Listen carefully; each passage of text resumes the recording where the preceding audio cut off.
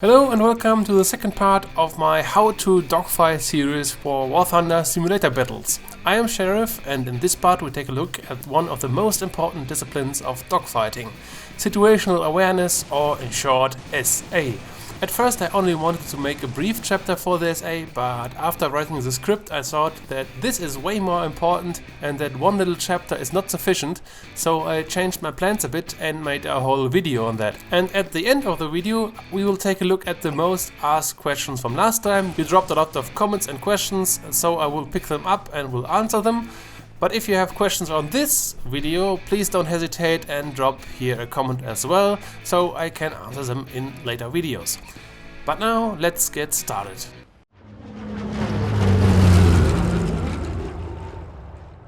Situational awareness is the gathering and the processing of information, and after that, the proper action according to those infos. When you are driving a car, you collect all the time information of your surroundings, and then you process the information, and then hopefully you don't crash into the next tree. So, when we talk about aerial combat, information means the position of the enemy, your own position, and of course all other factors which are important for decision making. A lot of those factors I mentioned in the first video. Very surprisingly, time doesn't stand still, and the information we have is only valid for a short period of a time. So it's only logical that we have to calculate where all participants of the dogfight will be at the time X. The biggest part of dogfighting happens in the future. If you always know where your enemy in the future is, the biggest problem in dogfighting would be solved. To get as close as possible to that state, we can collect a lot of information from various things. First, we can take a look at the map. On the map we can see the airstrip and bomb bases of both teams. That alone tells us a lot what will happen in the air. The first thing we know is where our safe zone is. When we get in trouble, the airspace above our airfield is our best friend. Most enemies will avoid that airspace at all costs. The AAAs are very dangerous. And by the way, if you fly very low above the enemy's airfields, you will get a lot of luck and you will die. So avoid that airspace at all costs. The next thing we can guess is that the enemy wants to bomb our airfields and bomb base. So we can expect some bombers and we can calculate the approximate attack path which stretches from the enemy's airfields to our bases. It is certain that the bombers will attract fighters from both sides, and that causes a lot of action along those paths. Basically, those attack paths are really the hotspots of the map, especially in the middle where the attack path of the enemy and our attack paths are crossing. There's always some action going on if the map is full. Additionally, I like to imagine a kind of front line somewhere on the middle of the map. On the enemy side, we get a lot of flak, which makes us very visible for the enemy, and of course vice versa, the enemy gets flak on our side. Another thing is that, generally speaking, we have the numerical advantage above our own airspace, and that's more likely that we get help if in trouble. Of course, I fly a lot in enemy airspace, but I try to keep that in mind when engaging in enemy airspace. It's simply more likely that we get help on our own side of the map. Okay, now we know from where the enemy is coming and we know his intentions, but can we tell on which altitude he will be? Actually, we can make a good guess. I would claim that 90% of the planes in simulator battles are flying below 3,000 meters. Some nations fly higher than others. If I fight Russians, for example, I know that most enemies will be below 3,000 meters and that a Russian fighter above 3K will be a very rare case. On the contrary, if I fight Germans, I expect to meet some fighters on those altitudes. The planes of the Germans work way better on higher altitudes than Russian planes, and many German pilots tend to climb more to get a guaranteed energy advantage. And now, after knowing the altitudes, the directions, the hotspots, the airfields and the objectives of all the participants, we can draw an imaginary battle map which I keep in my mind all the time, so I can tell for every situation I am in how dangerous is this what I'm doing, how likely is it that I get help, how likely is it that I get a lot of flak, how likely is that other fighters will join. Everything is very important here, but if you have this map in the back of your head, a lot of surprises are kinda eliminated. Of course, there will be some exceptions, like bombers in no man's land or a fighter directly above your own airfield, but I hope you understand what I'm trying to say here. After the takeoff, we can add some more information to the imaginary map. For example, I like to attack from the sun if I have the possibility, so I take a look from what direction the sun is shining. Additionally, it's useful to take a look at the clouds. Sometimes you can use them as cover, or you can predict that the enemy uses that to reach a bombing target. When flying around and searching for enemies, we always get some distress calls from our mates. With that information we can see where the enemies at the moment are, and often with those calls we get the altitude and heading.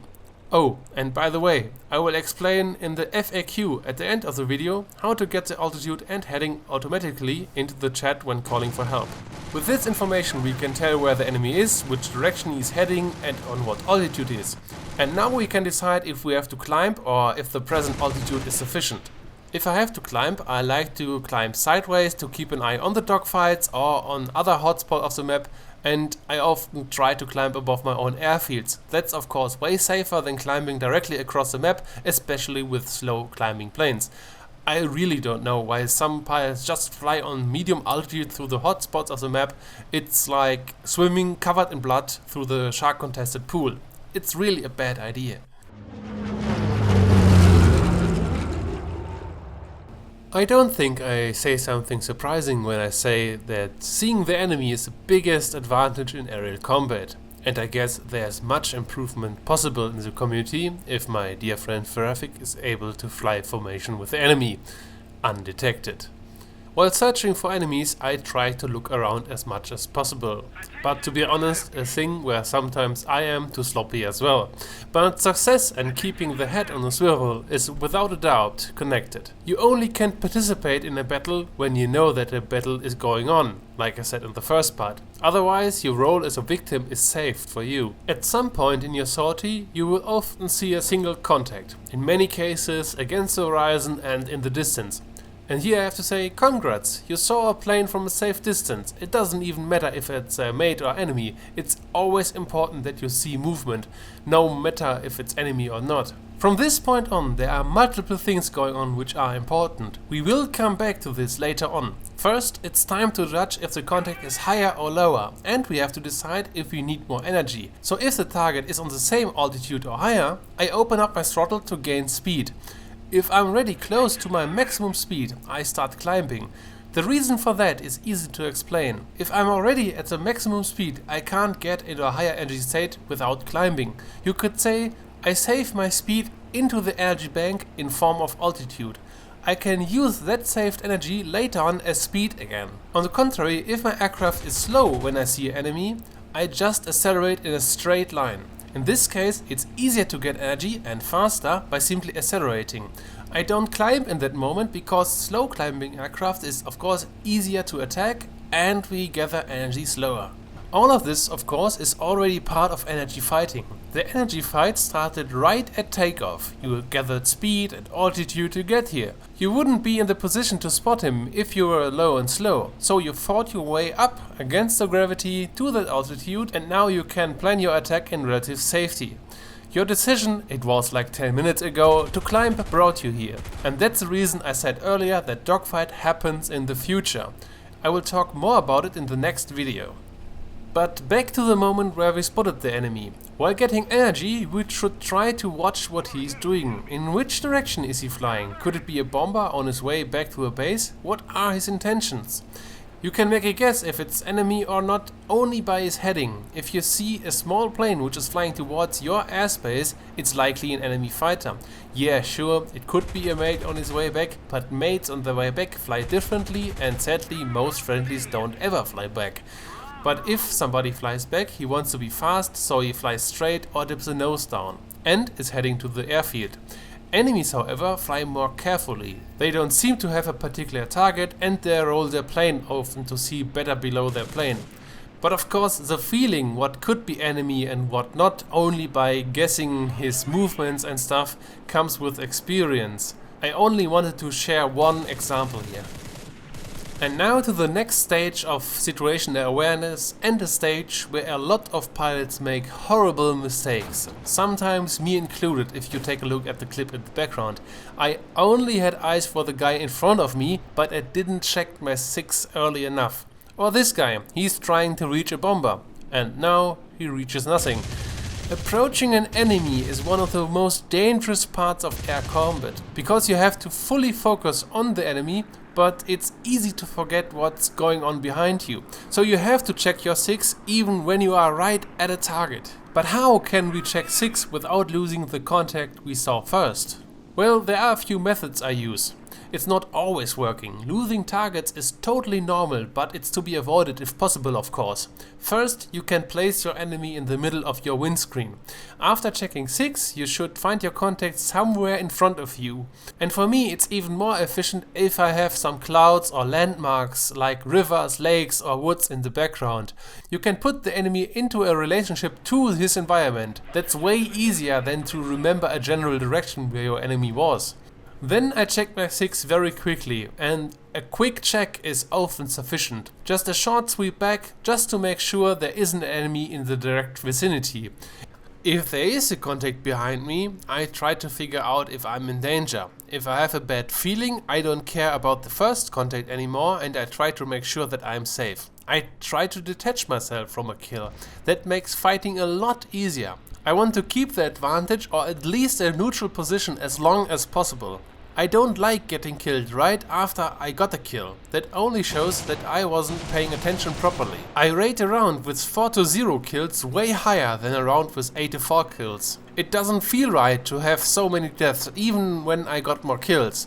Ironically, you will make more kills in the long run if you get rid of the greed.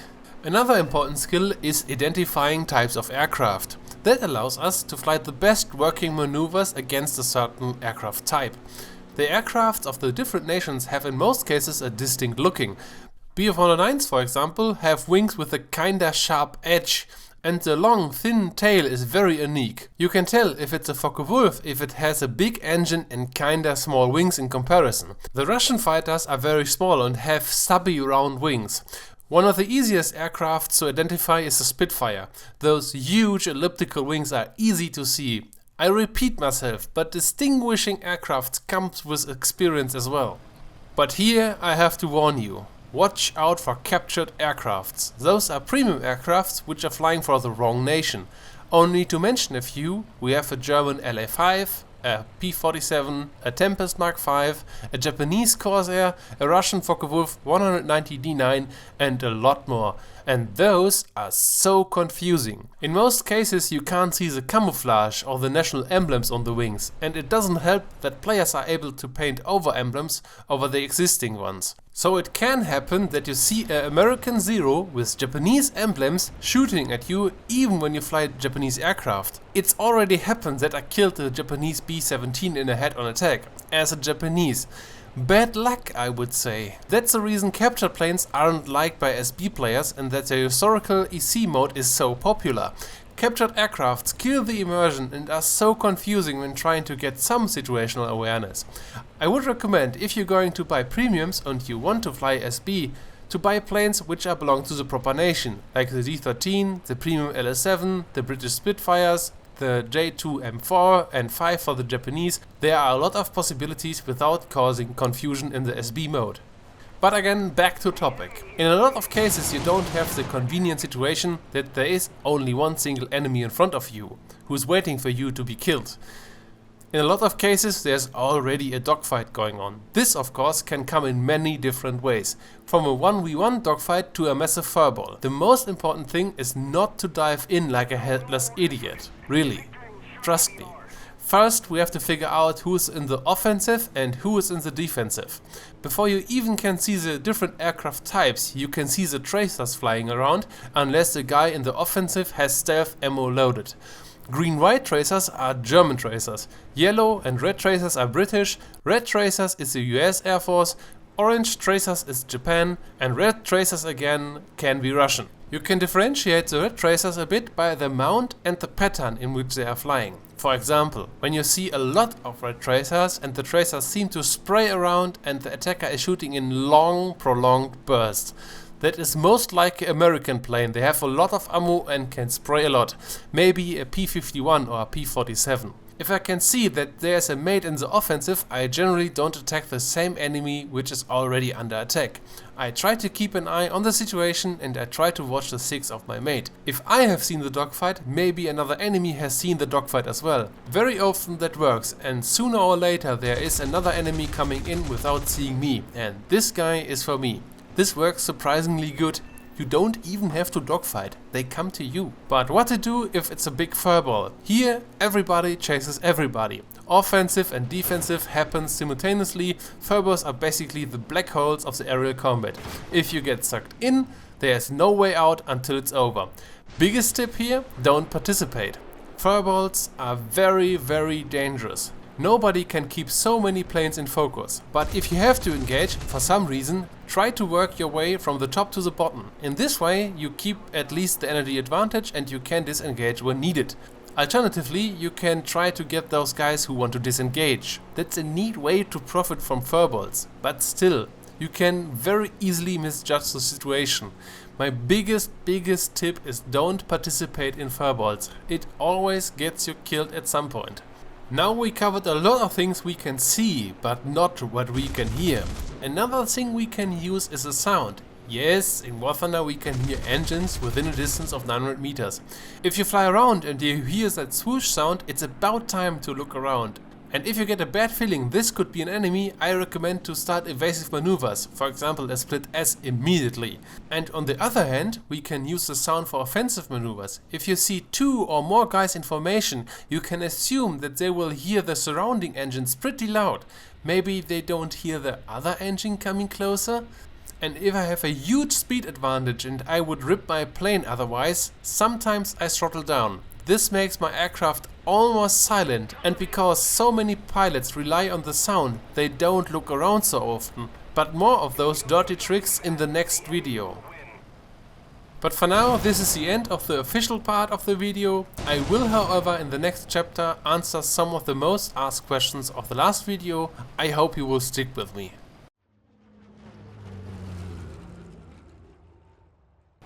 Probably the most asked question is how do I move my head in the cockpit, and I use Track ER5 for that. That's a little piece of hardware which is attached to the headset, and this is tracking my head movement and is translating the movement into the game.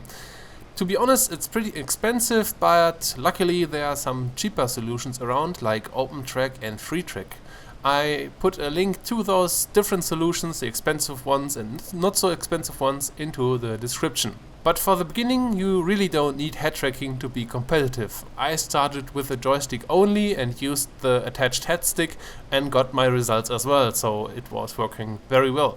But head tracking reduces the workload and increases immersion. It's just a thing you will buy if you like SB and if you like simulators, and then you can purchase a head tracking device later on. Next question, do I need a joystick? And I'm glad that I can answer this question with no. You can start off in SB with just mouse and keyboard. You have to set them up properly though. I put a link down in the description. I really have no clue about mouse and keyboard, but I really know that it's possible because I know so many guys in the forums which use mouse and keyboard, so it must be possible. Next question, how to avoid a flat spin? Yeah, flat spins are often a problem when you pull too hard on your joystick. The angle of windstream to the wings, called angle of attack, gets too high and your aircraft stops flying and spins around. Simple solution to this is to move your plane with smooth and consistent input. I made a video how to set up your joystick, this could help here, link is in the description. Next question, how do I post my altitude and heading into the chat?